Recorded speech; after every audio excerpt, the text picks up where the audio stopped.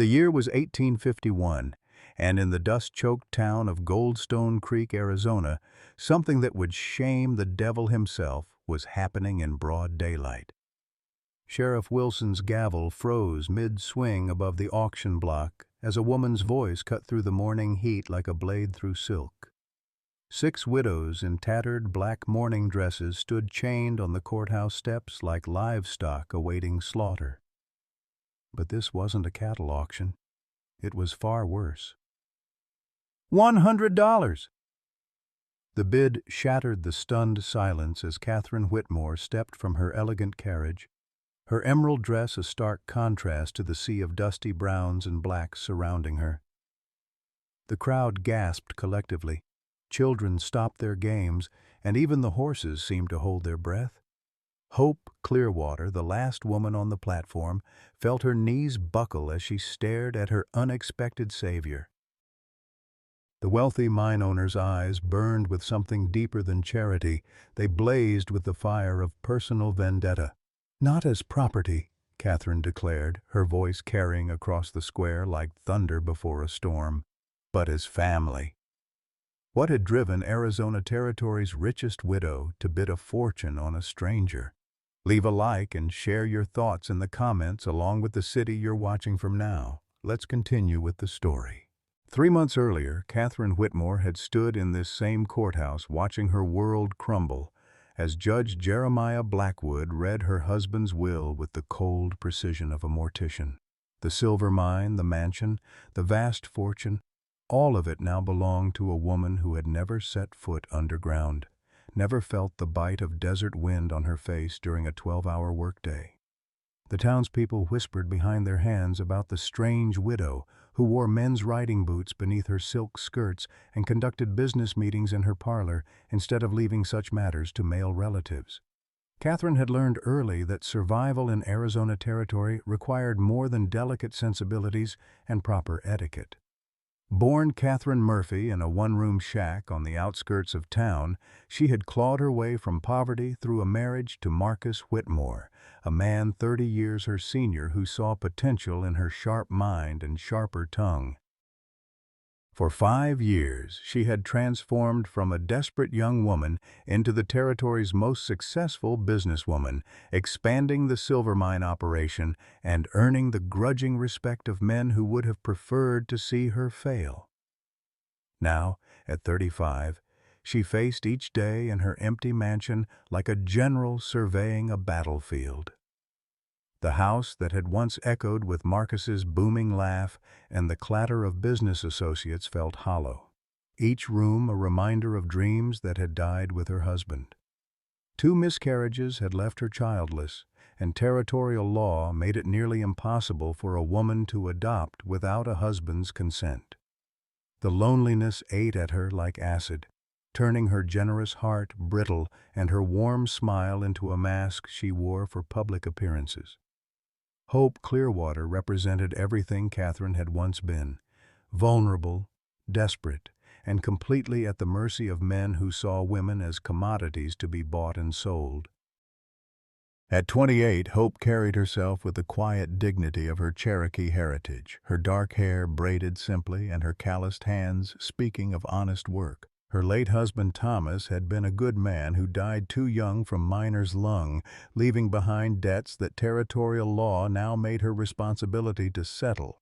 Judge Blackwood, that silver-haired vulture who presided over the courthouse like a king over his domain, had crafted the Widow Debt Assumption Act with the deliberate cruelty of a man who understood exactly how to exploit grief. At 52, he commanded absolute authority in Goldstone Creek, his word carrying the weight of federal law in a territory where justice moved as slowly as molasses in winter. His pale blue eyes held secrets that he guarded jealously, and his thin smile never reached beyond the surface of his weathered face. The other 5 widows had already been sold to pay their deceased husbands' debts. Sarah Thompson, to a ranch foreman with violent tendencies, Mary O'Sullivan to a saloon owner who collected women like trophies, Rebecca Martinez to a store merchant known for his wandering hands, Elizabeth Wright to a cattle baron who treated his workers like indentured servants, and Anna Kowalski to a mining supervisor who had buried 3 wives already under suspicious circumstances. Catherine knew she was their last hope for justice in a world that had forgotten the meaning of the word. The auction had begun at dawn with the efficiency of a slaughterhouse operation. Sheriff Frank Wilson, a man whose moral compass had been corroded by years of following Judge Blackwood's increasingly questionable orders, read the legal proclamation in a voice that carried no emotion. By the authority vested in me by the Territory of Arizona and the Widow Debt Assumption Act of 1851, the following women shall be placed into indentured servitude to satisfy the outstanding debts of their deceased husbands. The crowd that gathered was a mixture of curious townspeople and potential buyers, their faces reflecting everything from shame to predatory interest.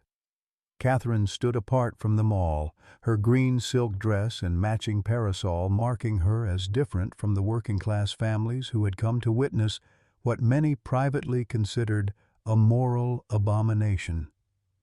She watched with growing fury as each woman was paraded before the crowd like livestock at a county fair. Sarah Thompson, 45 years old, with graying hair and hands roughened by decades of washing other people's laundry, sold for $25 to Jake Morrison, a ranch foreman known throughout the territory for his violent temper. The bruises on his previous wife's arms had been explained away as riding accidents, until she disappeared one winter night, leaving behind only a hastily scrawled note claiming she was returning to her family back east. Mary O'Sullivan, 38, with the pale complexion of her Irish ancestors, went for $40 to Tom Bradley, who owned the Dusty Rose Saloon and had a reputation for forcing his female employees into services that extended far beyond serving whiskey and dealing cards. His cold smile as he counted out the coins made Catherine's stomach turn with disgust. Rebecca Martinez, 33 and still beautiful despite the hardships that had aged her beyond her years, was claimed for $35 by Morton Clay, a store merchant whose hands had a tendency to wander when women shopped alone in his establishment. The way he looked at Rebecca made several women in the crowd pull their shawls tighter around their shoulders. Elizabeth Wright, 29, with the bearing of a woman who had once known better times, sold for $50 to cattle baron Charles Dixon, whose ranch operated more like a prison camp than a place of employment. The workers who managed to escape his operation told stories of 18-hour days, starvation wages, and mysterious accidents that befell anyone who complained too loudly. Anna Kowalski, 31, and the mother of 3 young children who would be sent to the territorial orphanage, went for $45 to mining supervisor Henry Walsh, a man who had buried 3 wives in the past decade. Each death had been ruled accidental by Judge Blackwood, despite whispered rumors throughout the mining community about Walsh's increasingly erratic behavior and violent outbursts. With each sale, Catherine felt her rage building like steam in a boiler. These weren't business transactions. They were human trafficking operations disguised as legal proceedings. The men who bid seemed to view the women as nothing more than property to be acquired, used, and discarded when they became inconvenient or troublesome. Finally, Hope Clearwater was called forward. Judge Blackwood's voice carried a particular satisfaction as he described her assets to the assembled crowd. Hope Clearwater, 28 years of age, half Cherokee heritage, excellent health, proven childbearing capacity, skilled in domestic arts including cooking, cleaning, and basic medical care. Opening bid set at $30. Hope stood on the platform with her chin raised slightly, not enough to be called defiant by the men who controlled her fate, but enough to signal that her spirit had not been completely broken. Her dark eyes scanned the crowd with a mixture of fear and resignation, understanding that her life was about to be forever altered by whoever held the winning bid. $30, called out Jake Morrison, apparently deciding that one woman wasn't enough to satisfy his particular appetites. His bid was quickly countered by Tom Bradley at 35, then Morton Clay at 40. The bidding escalated with the casual cruelty of men gambling over cards, each increase representing another year of Hope's life that would be stolen from her. Judge Blackwood watched the proceedings with barely concealed satisfaction, his pale eyes glittering with something that went beyond mere legal duty. There was a personal investment in his demeanor, as if Hope's sale would settle some private score that had nothing to do with her late husband's debts. Catherine could stand no more. The sight of Hope standing there with quiet dignity while men haggled over her like she was a prize mare finally pushed her beyond the breaking point. She stepped forward from the crowd, her voice cutting through the morning air like a sword through silk. $100, she declared, her words causing the entire crowd to fall silent in shock. Even the horses seemed to sense the magnitude of what had just occurred, their nervous whinnying the only sound in the suddenly still air. Judge Blackwood's face transformed from satisfaction to barely controlled fury as he realized his carefully orchestrated plan had just been disrupted by the one person in town with enough wealth and influence to challenge his authority. The silence that followed Catherine's bid stretched like a taut wire ready to snap. Judge Blackwood's knuckles went white as he gripped his gavel, his pale blue eyes narrowing to slits as he processed what had just occurred. The crowd shifted uneasily, sensing the sudden tension between two of the most powerful figures in Goldstone Creek. Even the desert wind seemed to hold its breath, waiting for the storm that was about to break. "Mrs. Whitmore," Judge Blackwood said slowly, his voice carrying the dangerous quiet of a rattlesnake before it strikes. "This is highly irregular." The bidding was proceeding in an orderly fashion according to territorial law. Catherine stepped closer to the platform, her emerald dress rustling like leaves in an autumn breeze.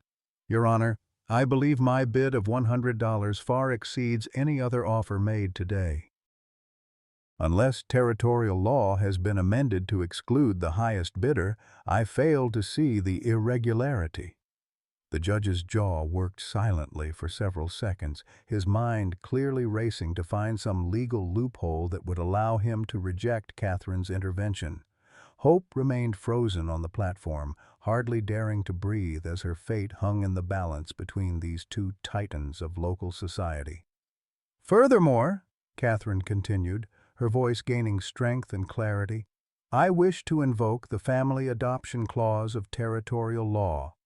I am offering to adopt Mrs. Clearwater as my legal sister, thereby assuming responsibility for her late husband's debts while granting her full family protection under my name and estate." A collective gasp rose from the crowd. The family adoption clause was an obscure provision that had rarely been used, originally intended to allow wealthy families to absorb poor relations during times of crisis.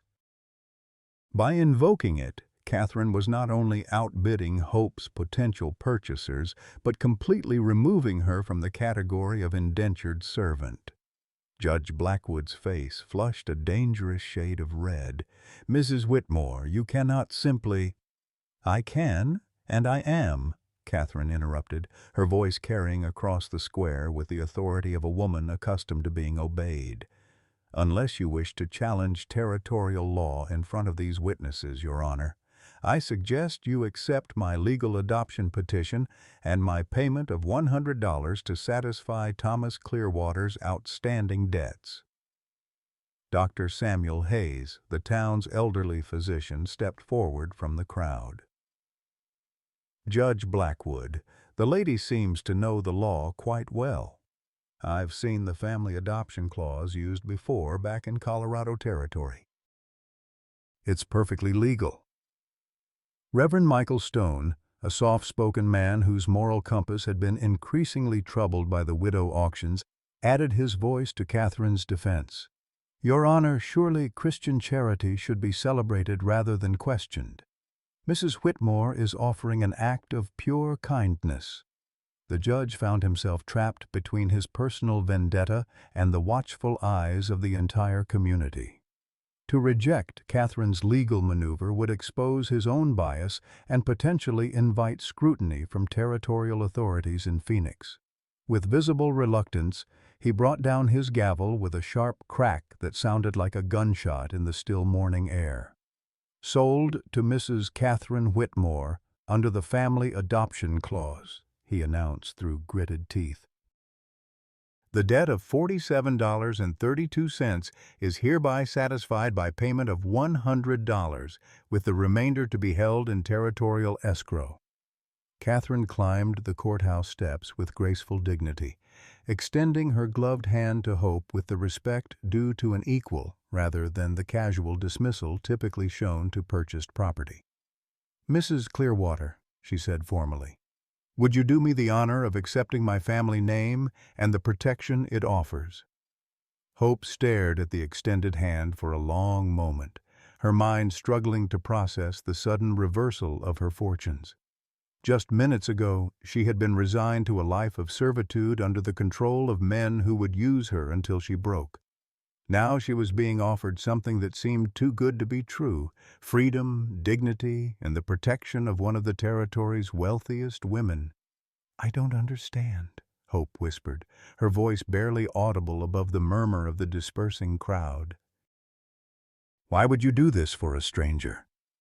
Catherine's green eyes held depths that spoke of shared pain and understanding.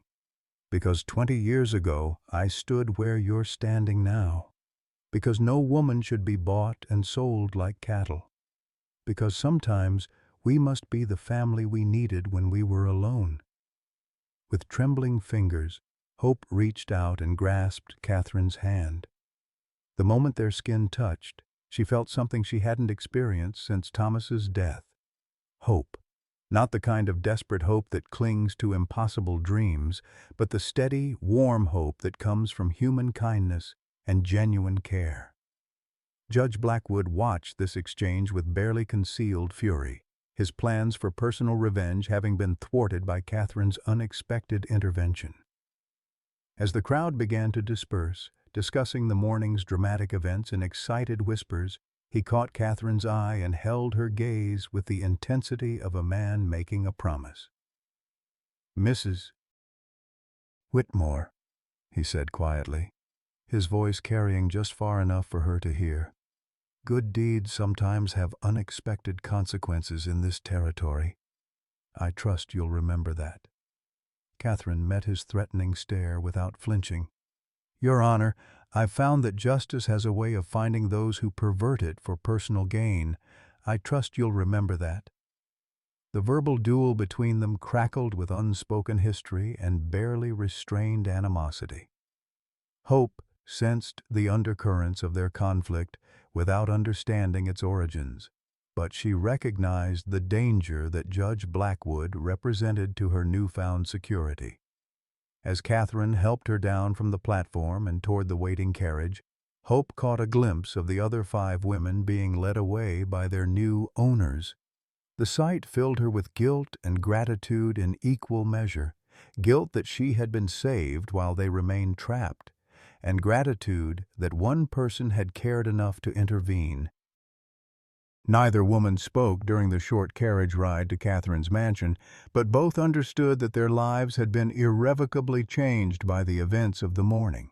What neither of them realized was that Judge Blackwood was already planning his revenge, and that their greatest trials still lay ahead. Catherine's mansion rose from the desert landscape like a monument to human determination, its adobe walls painted brilliant white to reflect the merciless Arizona sun. Hope pressed her face to the carriage window as they approached the circular drive, overwhelmed by the sight of manicured gardens that seemed to defy the harsh environment surrounding them. Cottonwood trees provided blessed shade over sprawling lawns kept green by an intricate irrigation system that channeled water from the distant mountains.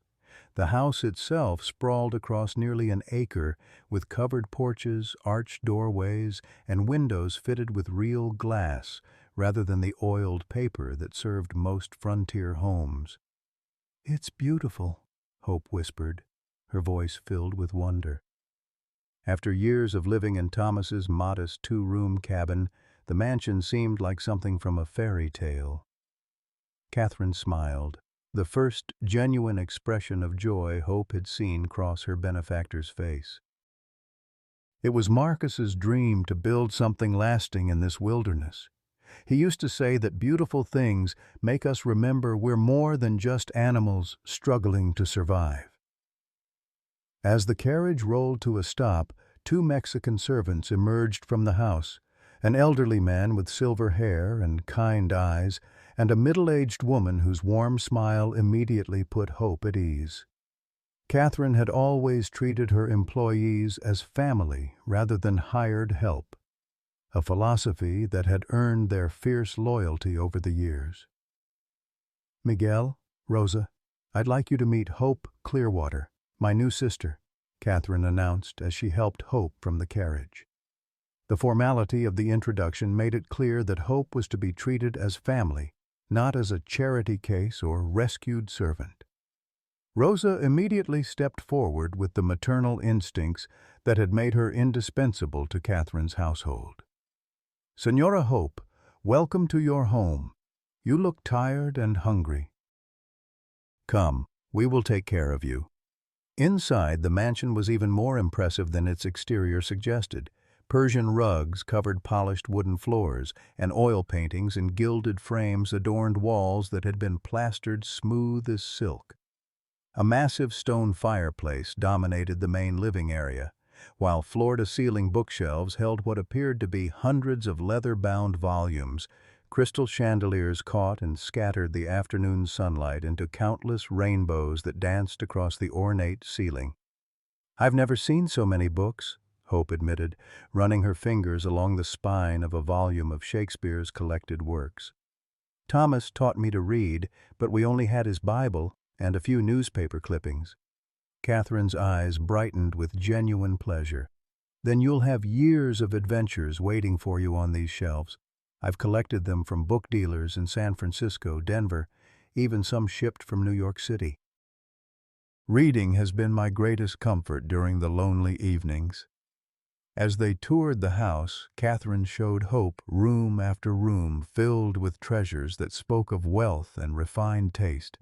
There was a music room with a grand piano shipped from Boston, a dining room with a mahogany table that could seat 20 guests, and a kitchen larger than Hope's entire former home, equipped with the latest cast-iron stove and copper pots that gleamed like mirrors.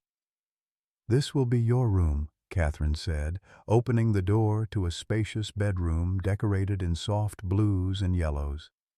Sunlight streamed through lace curtains to illuminate a four-poster bed with a hand-stitched quilt, a writing desk positioned near the window, and a wardrobe that could hold more clothes than Hope had owned in her entire life.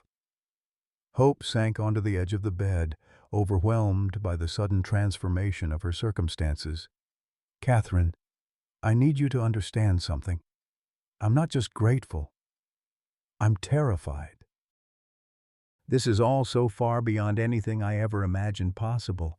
I don't know how to live in a place like this, how to be the kind of sister you deserve." Catherine sat beside her, taking Hope's work-roughened hands in her own soft ones. 20 years ago, I was 15 years old and completely alone in the world.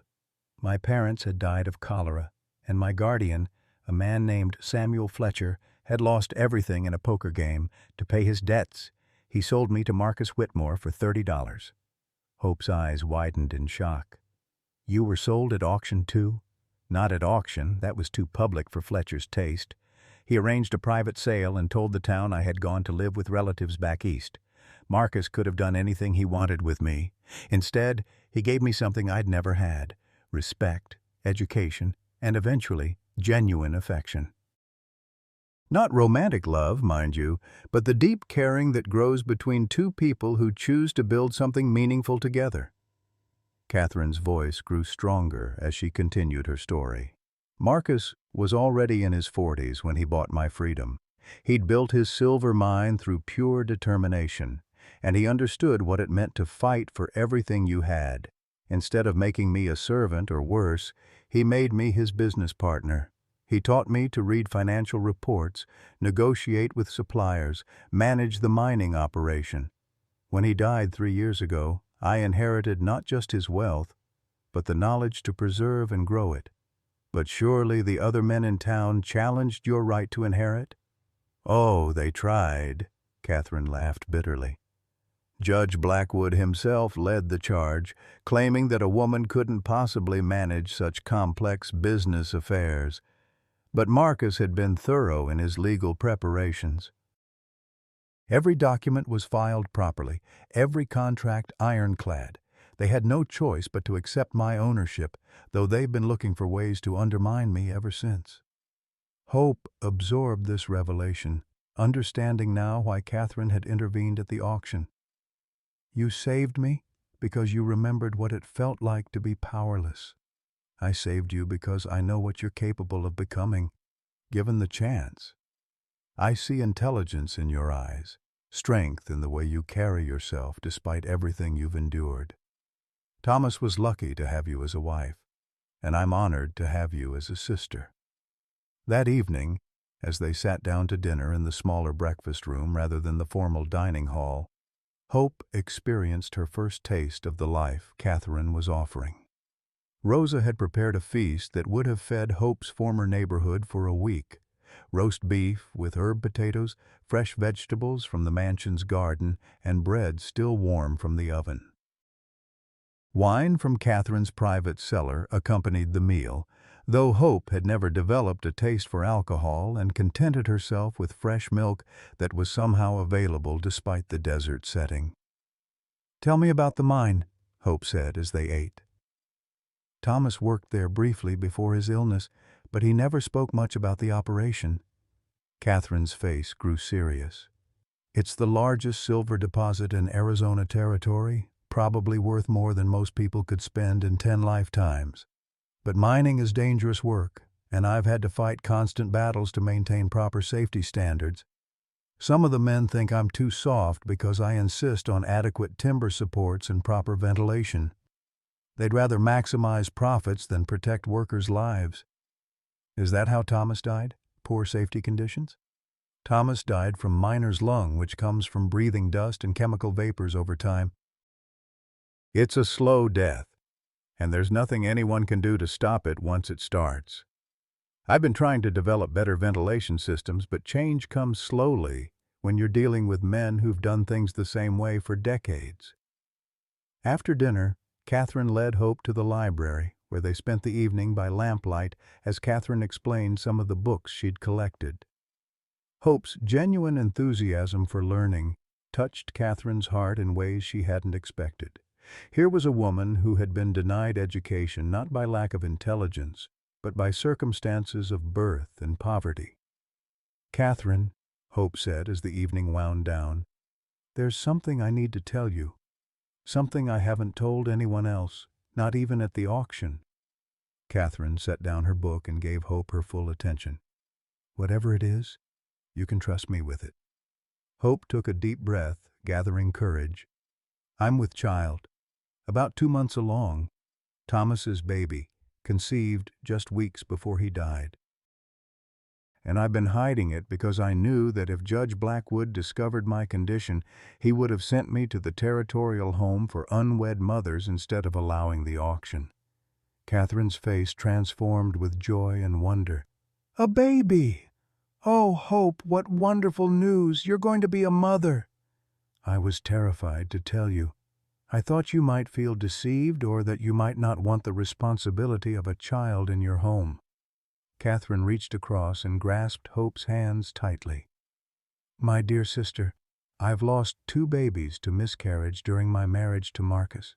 The thought that this house might finally echo with a child's laughter is the most beautiful gift you could have given me. That baby will be born into love and security, with every advantage we can provide." As they prepared for bed that first night, both women felt the stirring of something neither had dared to hope for, the possibility of genuine family, chosen rather than imposed by blood or circumstance. A hope felt safer than she had since Thomas's death, while Catherine experienced the first crack in the wall of loneliness that had surrounded her heart for 3 long years. Neither of them could have imagined that Judge Blackwood was at that very moment sitting in his study with a bottle of whiskey and a growing obsession with revenge. The legal humiliation he had suffered that morning had awakened something dark and dangerous in his character, something that would threaten everything Catherine and Hope were beginning to build together. The first phase of their new life together had begun with hope and promise, but the real test of their bond was yet to come. Judge Jeremiah Blackwood sat in his darkened study like a spider contemplating its web, the amber liquid in his crystal tumbler catching the lamplight as he turned the glass slowly in his weathered hands.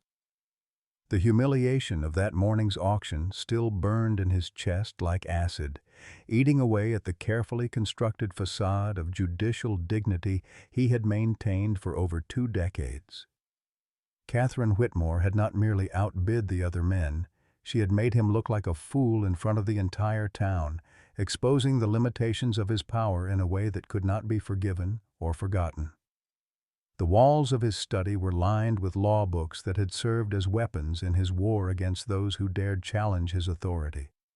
Behind his massive oak desk hung a portrait of his deceased wife, Martha, and their daughter, Sarah, both lost 5 years ago in the mine explosion that had shattered his world and twisted his soul into something dark and unrecognizable. What the portrait didn't show was the crushing guilt that had driven him to the bottle and the terrible secret he had buried along with their bodies.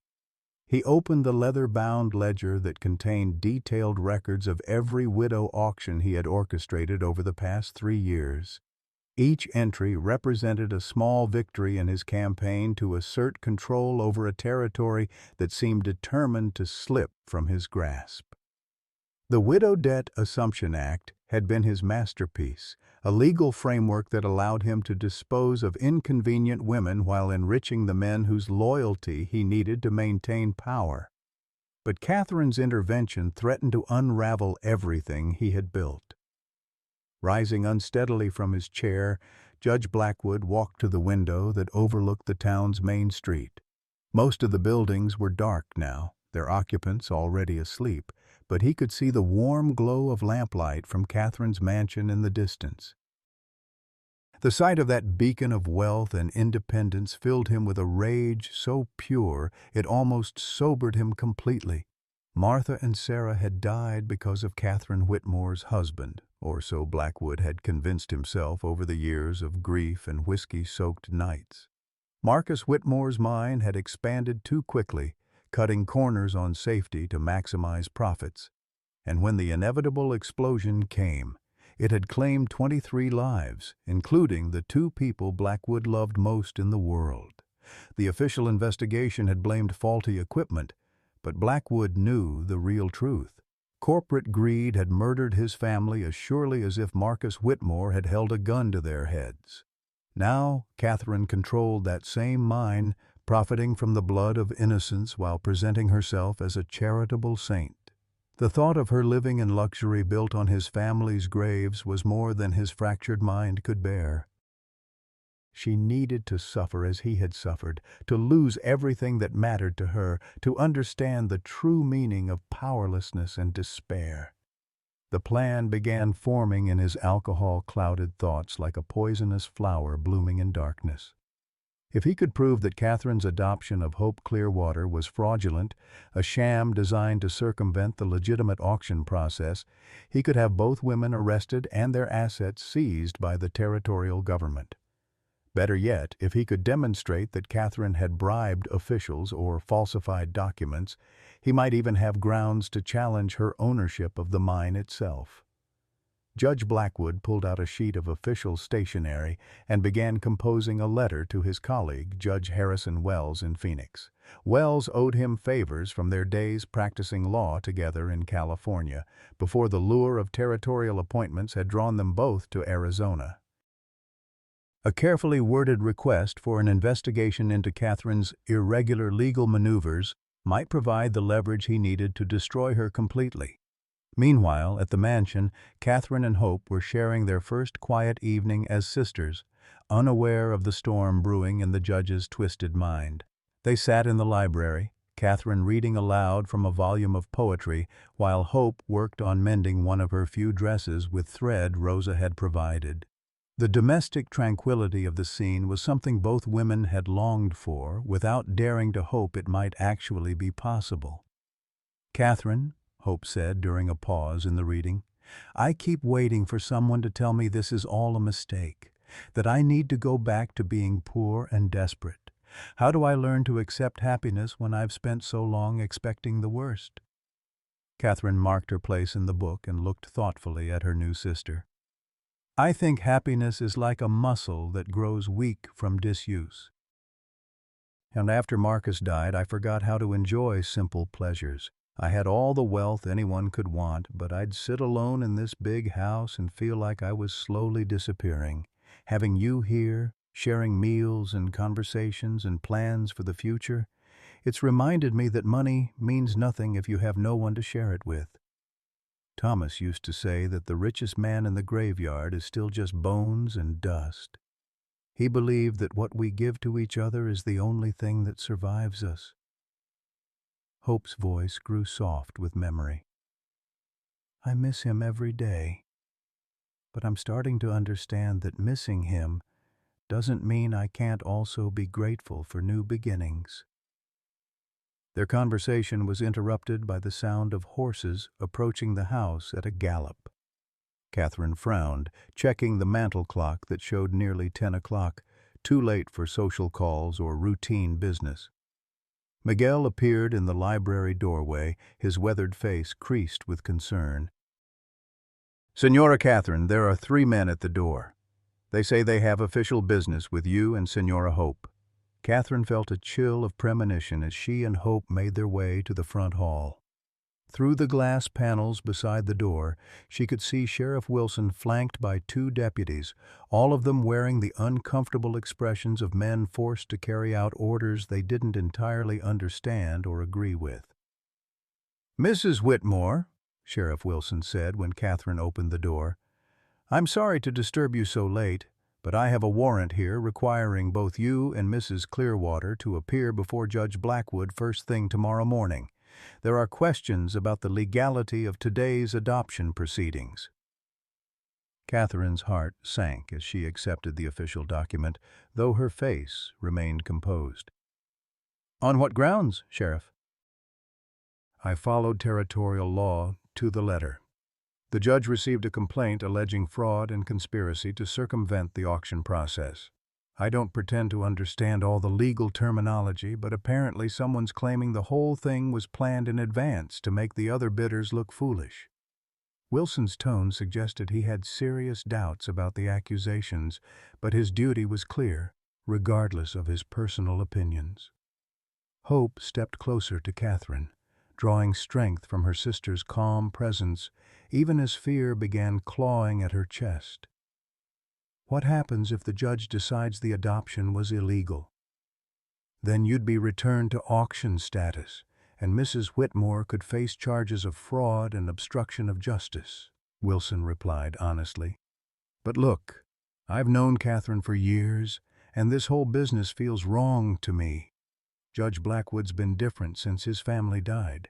Angrier, more vindictive. I wouldn't put it past him to be settling personal scores under the cover of legal proceedings." After the sheriff and his deputies left, Catherine and Hope sat in the parlor trying to make sense of this sudden reversal of fortune. Less than 12 hours ago, Hope had been saved from a life of servitude. Now that salvation was being challenged by a man whose motives remained mysterious but clearly malevolent. "Who would complain about the adoption?" Hope asked. "None of the other bidders seem particularly upset when you outbid them." "This has Judge Blackwood's fingerprints all over it," Catherine replied grimly. "He's been looking for ways to undermine my position in this community ever since Marcus died. Today's humiliation just gave him the excuse he needed to move openly against me. But why? What did you ever do to him? Catherine was quiet for a long moment, staring into the fireplace where the evening's logs had burned down to glowing embers. I don't know, Hope. I honestly don't know, but whatever his reasons, we need to be prepared for the worst. Judge Blackwood has absolute authority in this territory, and if he's determined to destroy us, our options are limited. That night, neither woman slept well. Hope lay in her beautiful bedroom wondering if she would wake up tomorrow as a free woman or return to the auction block, while Catherine paced her study trying to anticipate what legal trap Judge Blackwood might have prepared for them. Both sensed that their brief taste of happiness was about to be tested in ways that would determine not just their future together, but their very survival in a territory where justice was whatever one man decided it should be. The courthouse steps where Hope had stood in chains just 24 hours earlier now seemed like a different world as Catherine's carriage pulled up to the imposing adobe building. Word of the emergency hearing had spread through Goldstone Creek like wildfire, and a crowd had already gathered despite the early morning hour. Some faces showed sympathy for Catherine and Hope, while others reflected the darker satisfaction of people who enjoyed watching the mighty fall from grace. Judge Blackwood had clearly orchestrated this public spectacle with the same attention to detail he had shown during the widow auctions. The courtroom was packed to capacity, with additional spectators crowding around the open windows to catch every word of what promised to be the most dramatic legal proceeding in the territory's short history.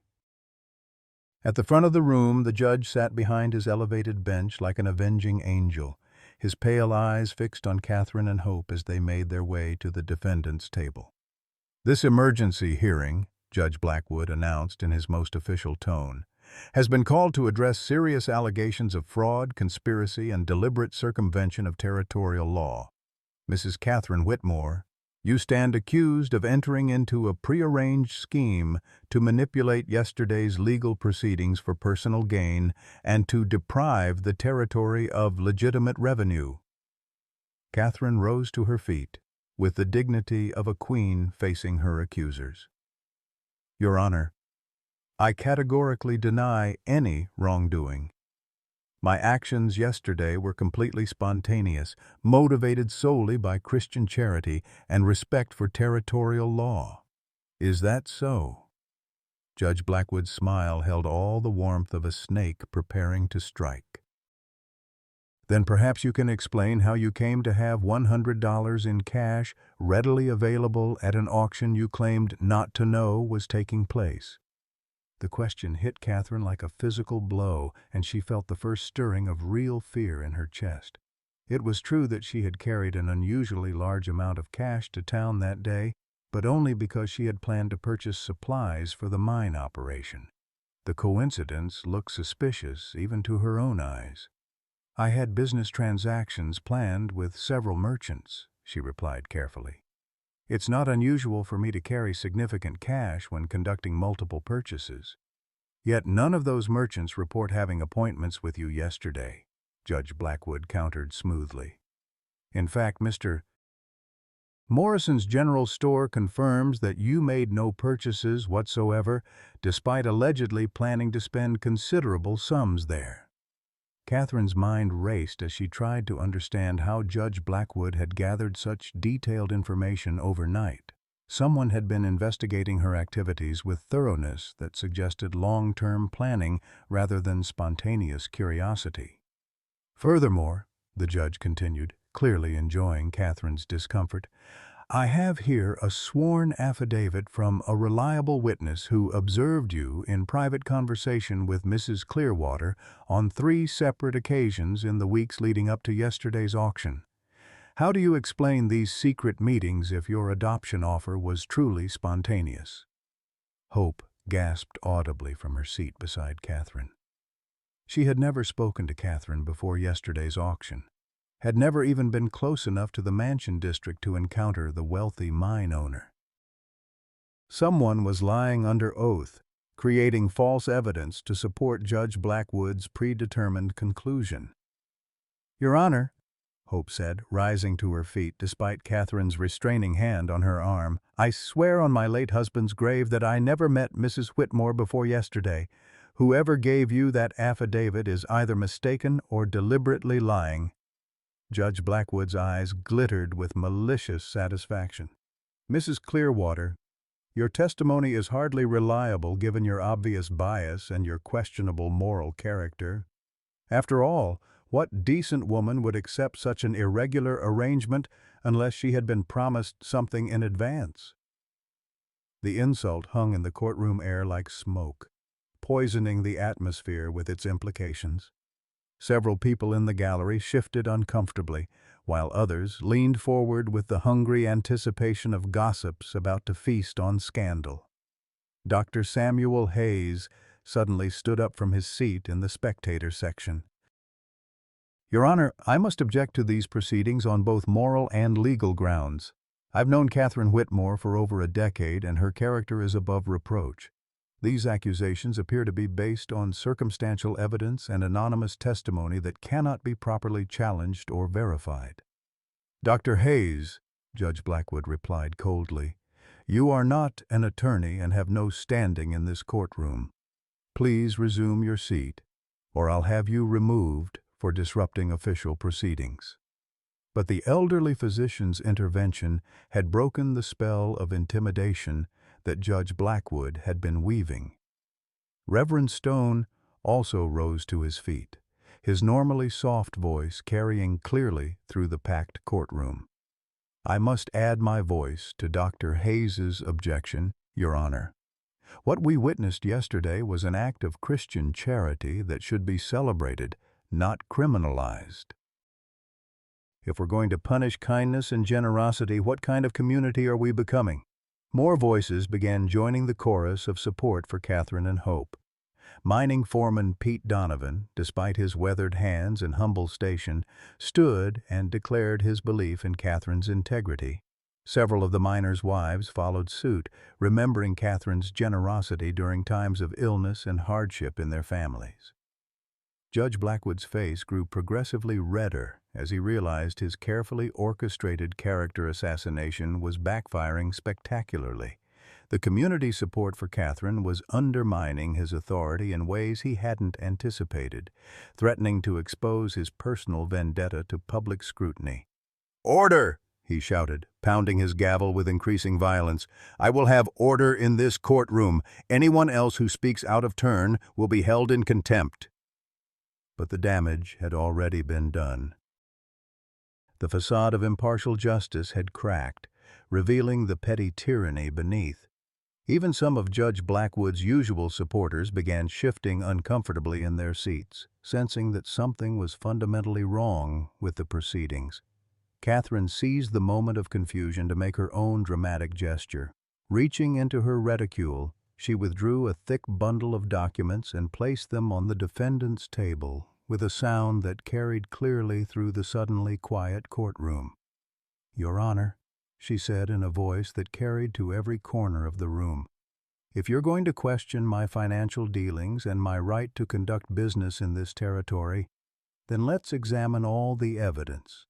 These are complete financial records for the Whitmore silver mine operation, including safety expenditures, worker compensation, and territorial tax payments for the past 5 years. She paused dramatically, allowing the significance of her words to sink in before continuing.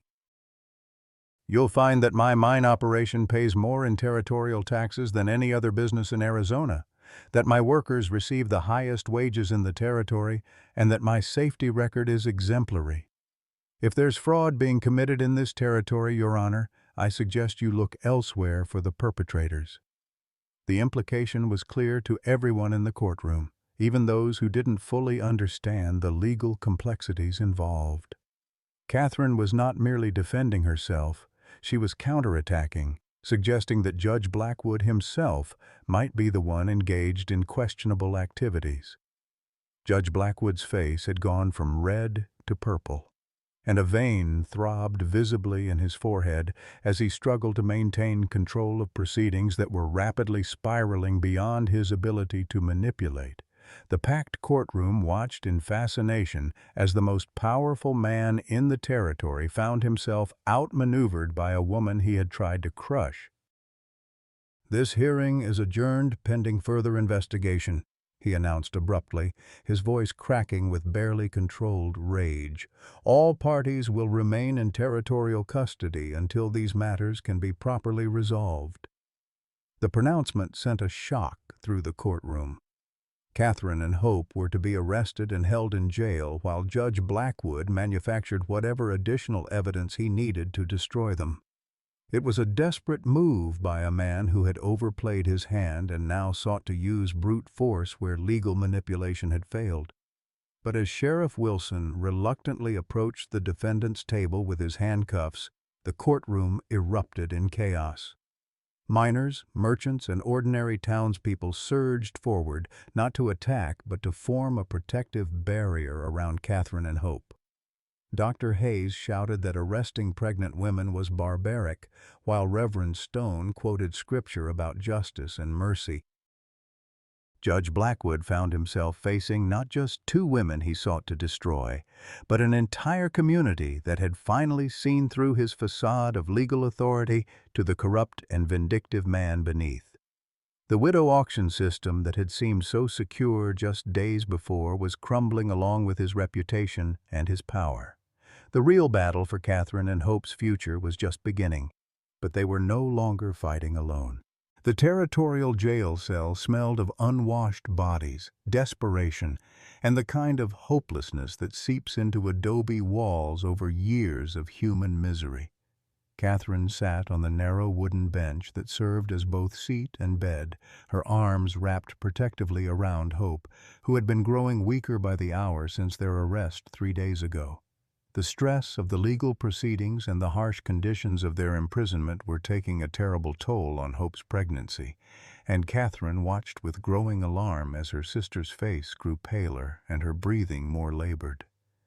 "The baby," Hope whispered, her hand pressed to her lower abdomen where a spreading stain of blood had begun to darken her dress. "Catherine, something's wrong. I can feel it slipping away." Catherine's heart clenched with a familiar agony she had experienced twice before during her own miscarriages. The cruel irony that Hope might lose Thomas's child while imprisoned for the crime of accepting kindness was almost more than she could bear. She called out desperately for the jailer, her voice echoing off the stone walls with increasing urgency. "Help us! Please! She needs a doctor immediately!" Sheriff Wilson appeared at the cell door within minutes, his weathered face creased with genuine concern as he took in Hope's deteriorating condition. Despite his obligations to Judge Blackwood, the sheriff had been increasingly troubled by the way events were unfolding. The sight of a pregnant woman suffering in his jail because of what appeared to be a personal vendetta was testing his conscience beyond its limits. "I'll get Dr. Hayes," he said, fumbling with his keys. "Regardless of what the judge ordered, I won't have a woman lose her baby in my jail." Dr. Samuel Hayes arrived within the hour, his medical bag in hand and his face grim with determination. He had been treating the women of Goldstone Creek for over 20 years, and his Hippocratic oath meant more to him than Judge Blackwood's increasingly erratic commands. After a brief examination conducted with as much privacy as the circumstances allowed, his diagnosis confirmed Catherine's worst fears. "She's hemorrhaging," he told Catherine quietly. "The stress and poor conditions have triggered a miscarriage. Without proper medical care and bed rest, she could bleed to death within hours." Catherine felt her world collapsing around her like a mine shaft with failing supports. First her own babies, now Hope's. It seemed as though every life she tried to protect was destined to be torn away by forces beyond her control. The weight of her helplessness pressed down on her chest like a physical burden, making it difficult to breathe.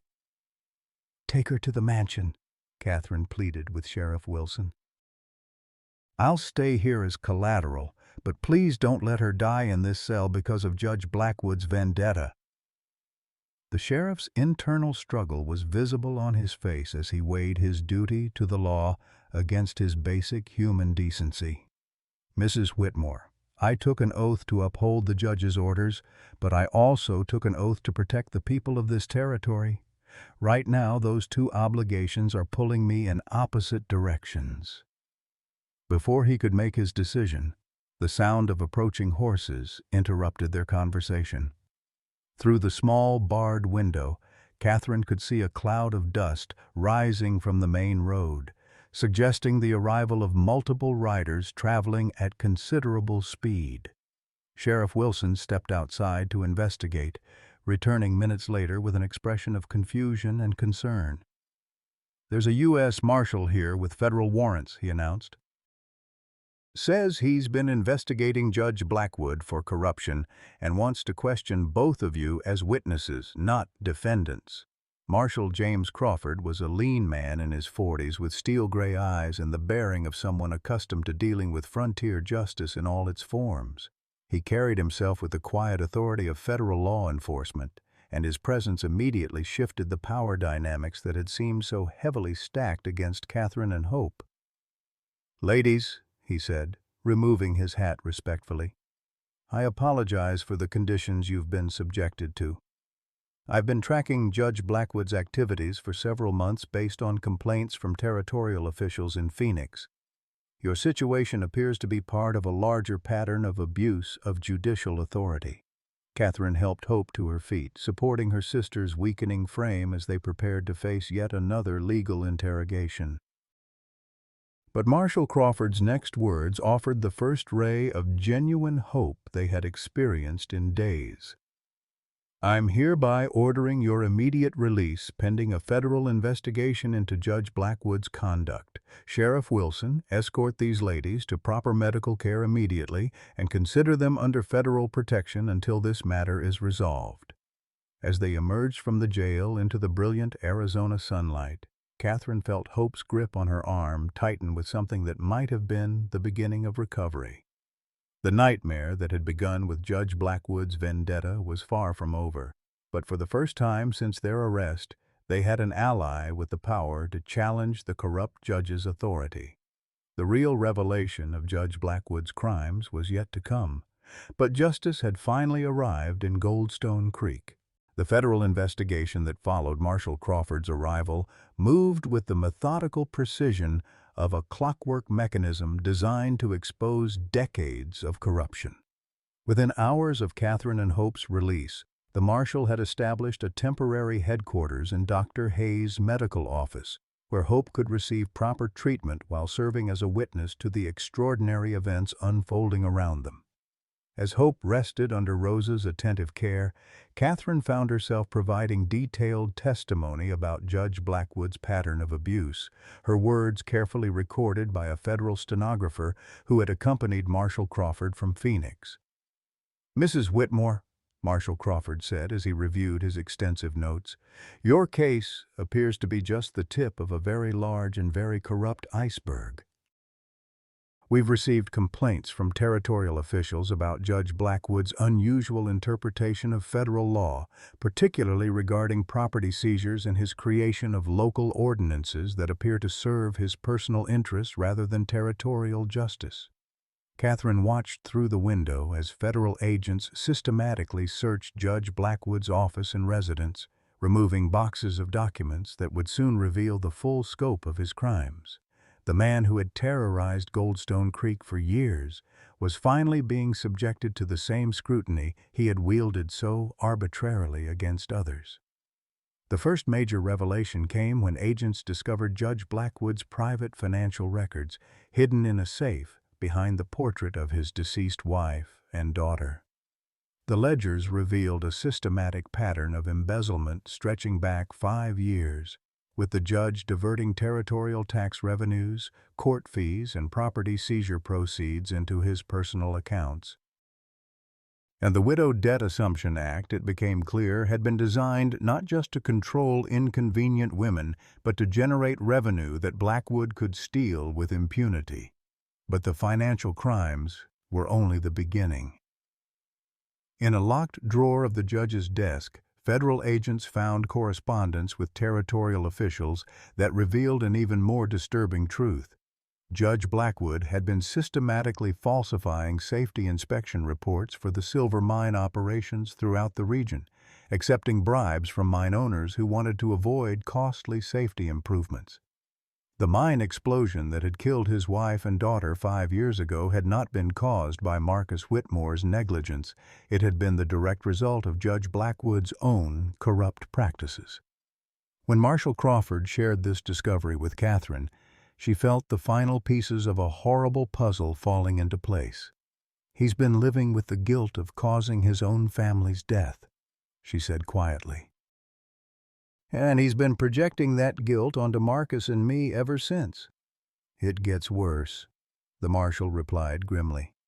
"We found evidence that he deliberately altered the official investigation report to shift blame away from himself and toward your late husband. Marcus Whitmore was innocent of any wrongdoing, but Judge Blackwood destroyed his reputation to protect his own secrets." The revelation hit Catherine like a physical blow.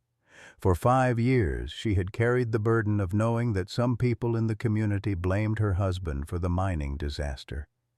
She had watched Marcus's good name be quietly tarnished by whispers and innuendos, never knowing that the man responsible for perpetuating those lies was the very judge who had presided over the investigation. As word of the federal investigation spread through Goldstone Creek, other victims of Judge Blackwood's corruption began coming forward with their own stories.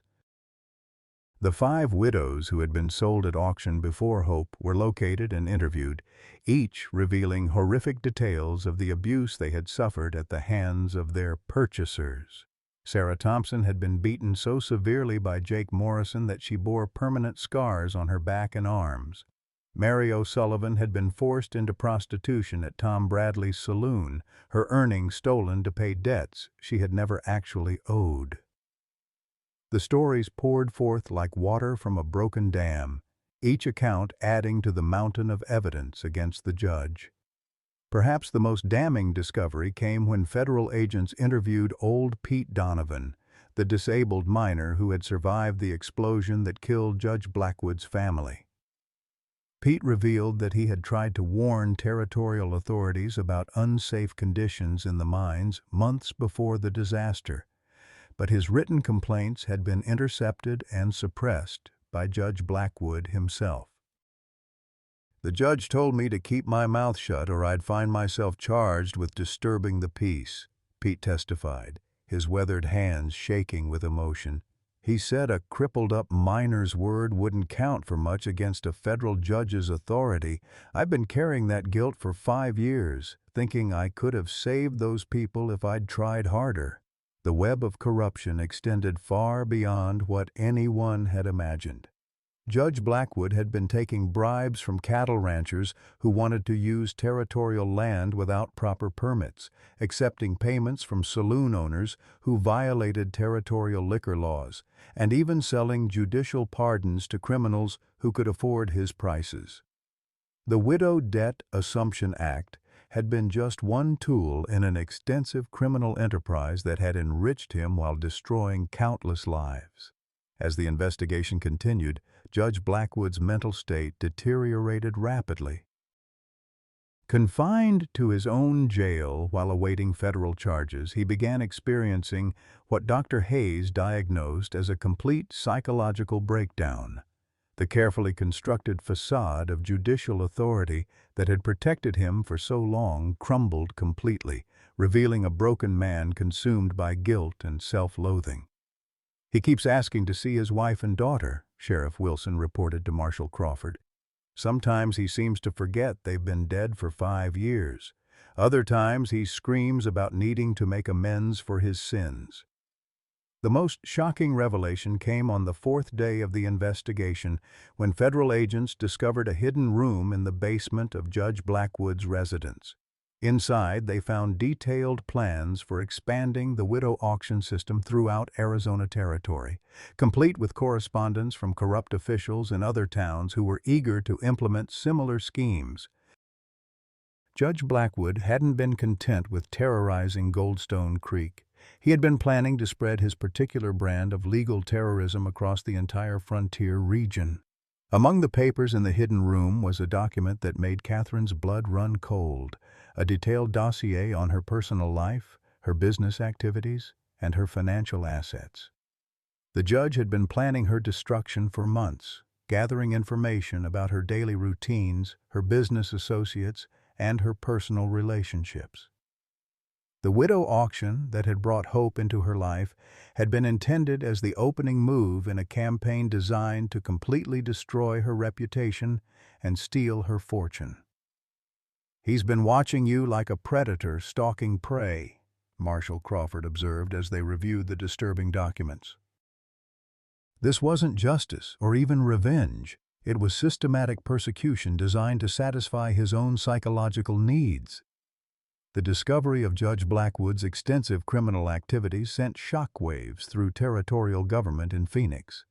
Governor John Goodwin himself traveled to Goldstone Creek to personally oversee the federal investigation and to ensure that justice was finally served. His arrival marked the beginning of the end for the corrupt system that had terrorized the region for so long. "Ladies and gentlemen of Goldstone Creek," Governor Goodwin announced at a packed town meeting, "what has happened in your community is a betrayal of everything our territorial government stands for. Judge Blackwood's crimes against you will be prosecuted to the fullest extent of federal law, and we will work tirelessly to provide restitution for his victims."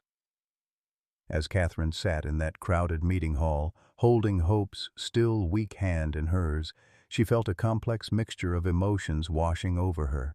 Relief that the truth had finally been exposed, anger at the years of suffering that could have been prevented, gratitude that justice was finally being served, and hope that their community could begin to heal from the wounds Judge Blackwood had inflicted.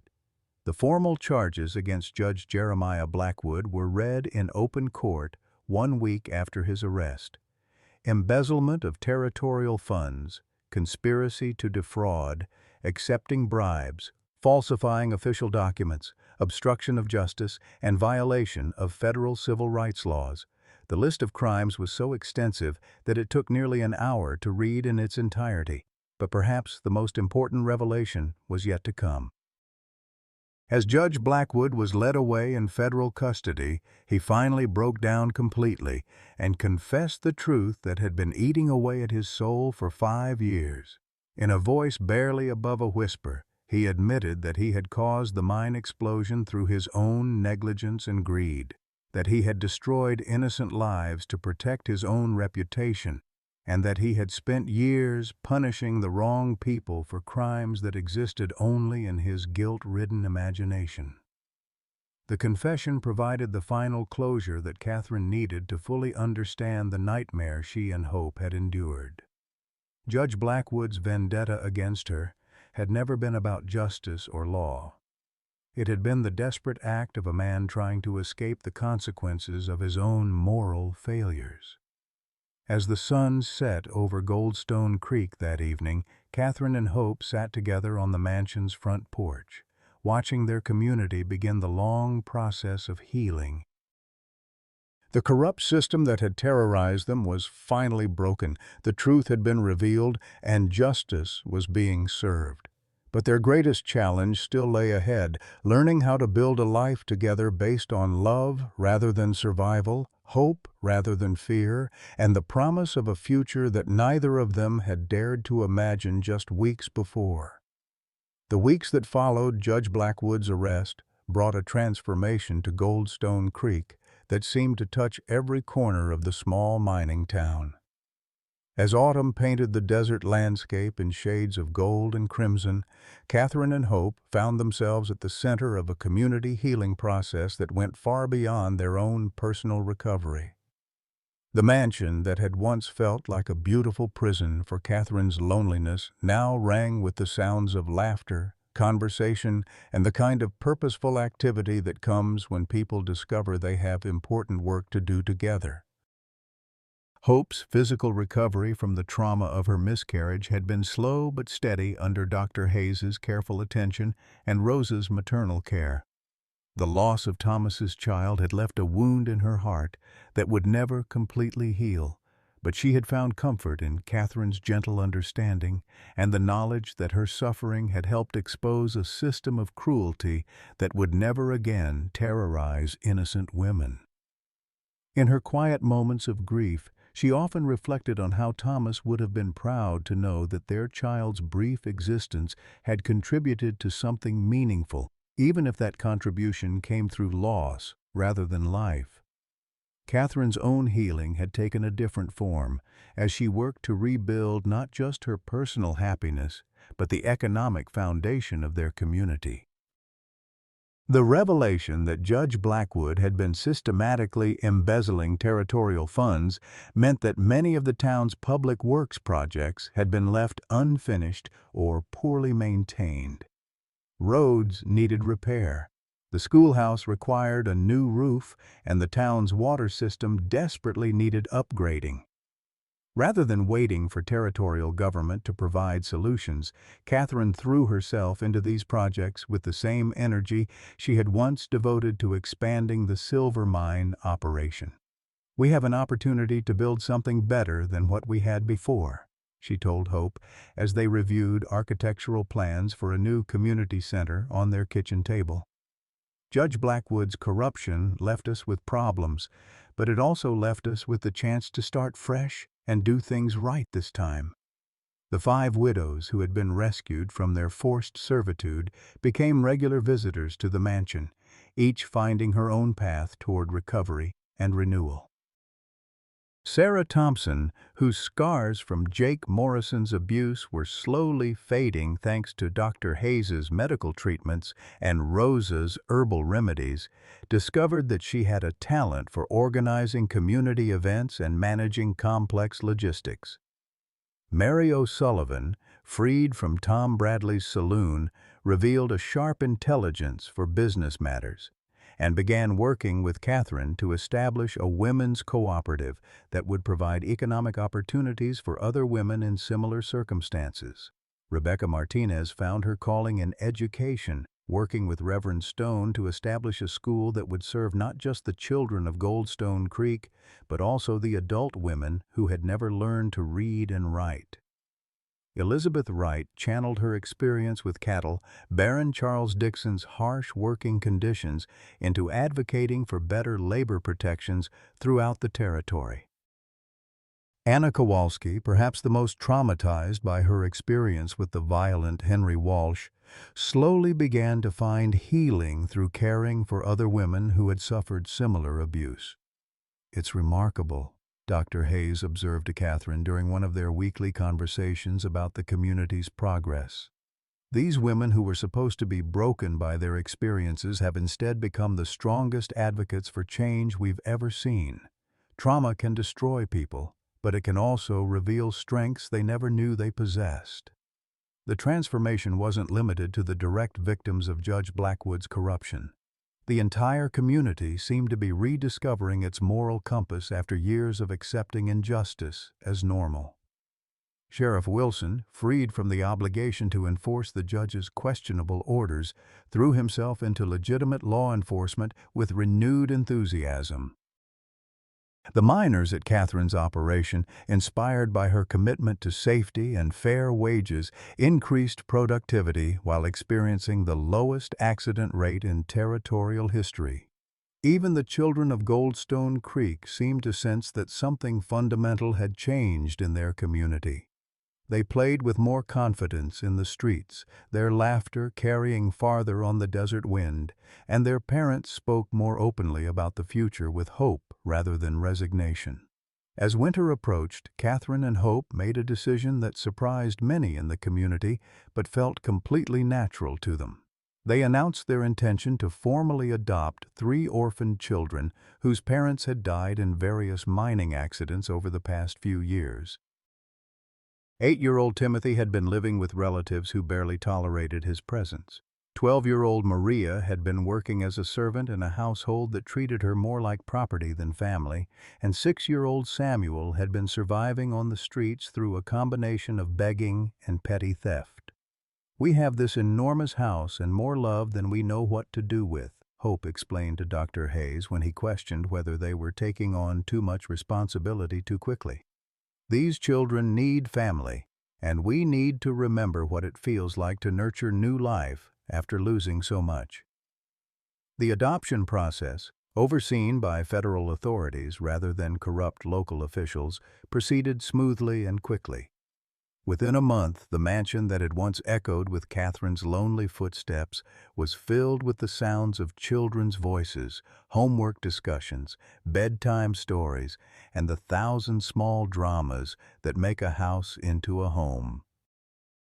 Timothy proved to have an exceptional mind for mathematics and engineering, often spending hours with Catherine as she reviewed mine operation reports and expansion plans. Maria showed artistic talents that bloomed under Hope's encouragement, creating drawings and paintings that captured the beauty of the Arizona landscape with remarkable skill for someone so young. Samuel, the youngest and most traumatized by his early experiences, slowly learned to trust again under the patient care of both women and the steady presence of Rosa, who seemed to have an unlimited capacity for nurturing wounded souls. The first Christmas in their new family configuration was a revelation for everyone involved. Catherine had never experienced the joy of watching children discover presents under a tree, while Hope found healing in the innocent excitement of young voices singing carols and planning surprises for the adults who had given them a home. The mansion's grand dining room, which had sat empty for so many years, finally fulfilled its purpose as the heart of a large, loving family. Judge Jeremiah Blackwood's federal trial took place in Phoenix during the spring of 1852, with Catherine and Hope traveling to the territorial capital to testify about their experiences. The proceedings were covered by newspapers throughout the region, bringing national attention to the problems of frontier justice and the vulnerability of women in territorial communities. Judge Blackwood, his mental state having deteriorated further during his months in federal custody, cut a pathetic figure as he sat in the defendant's chair listening to victim after victim describe the ways his corruption had destroyed their lives. The verdict was never in doubt. Judge Blackwood was convicted on all counts and sentenced to 20 years in federal prison, with the requirement that he make full restitution to his victims from whatever assets could be recovered. More importantly, his conviction led to territorial reforms that strengthened oversight of local judicial appointments and established clear channels for reporting judicial misconduct. "Justice delayed is not justice denied," Marshall Crawford observed as they watched Judge Blackwood being led away to serve his sentence. "Sometimes it just takes longer than we'd like for the truth to surface and for good people to find the courage to act." The trial also provided an unexpected reunion when Elizabeth Wright's husband, whom everyone had assumed died in a cattle drive accident, arrived in Phoenix to testify on behalf of the women Judge Blackwood had victimized. He had actually been recovering from injuries in a distant town, unable to communicate his survival until word of the trial reached him through newspaper coverage. The joy of Elizabeth's reunion with her husband provided a counterpoint to the serious business of the trial, reminding everyone present that even in the midst of seeking justice for past wrongs, new happiness could still emerge. As Catherine and Hope traveled back to Goldstone Creek after the trial, they reflected on how much their lives had changed since that fateful morning when Hope had stood on the courthouse steps awaiting an unknown fate. What had begun as a desperate attempt to save one woman from servitude had grown into something far more significant: the creation of a chosen family, the healing of a wounded community, and the establishment of new standards of justice and compassion that would influence the territory for generations to come. "Do you ever wonder what would have happened if I hadn't been at the auction that day?" Catherine asked, as their carriage rolled through the familiar desert landscape toward home. Hope considered the question seriously before responding. "I think we would have found each other eventually. Some connections are too strong to be left to chance. Maybe it would have taken longer. Maybe it would have happened differently. But I believe we were meant to be family." As they crested the final hill before Goldstone Creek came into view, both women could see the lights of their mansion glowing warmly in the distance, where 3 children and faithful Rosa waited for their return. It was a sight that represented everything they had fought to build together: safety, love, purpose, and the promise of a future filled with possibilities they could never have imagined when they first joined hands on those courthouse steps. To our cherished listeners over 55, this story reminds us that life's greatest chapters can begin when we least expect them. Like Catherine and Hope, many of us have experienced loss, faced seemingly insurmountable challenges, and wondered if our best days are behind us. But their journey proves that love, courage, and compassion can transform even the darkest circumstances into opportunities for renewal and joy. Whether you're 55, 65, or beyond, your story isn't over. It's simply waiting for the next beautiful chapter to unfold. The bonds we choose, the families we create, and the communities we build through acts of kindness can become our greatest legacies. Have you ever experienced a moment when an unexpected act of kindness changed your life's direction? What family traditions or values do you hope to pass on to the next generation? Please share your thoughts in the comments below. Your wisdom and experiences could inspire someone else who needs to hear that it's never too late for new beginnings.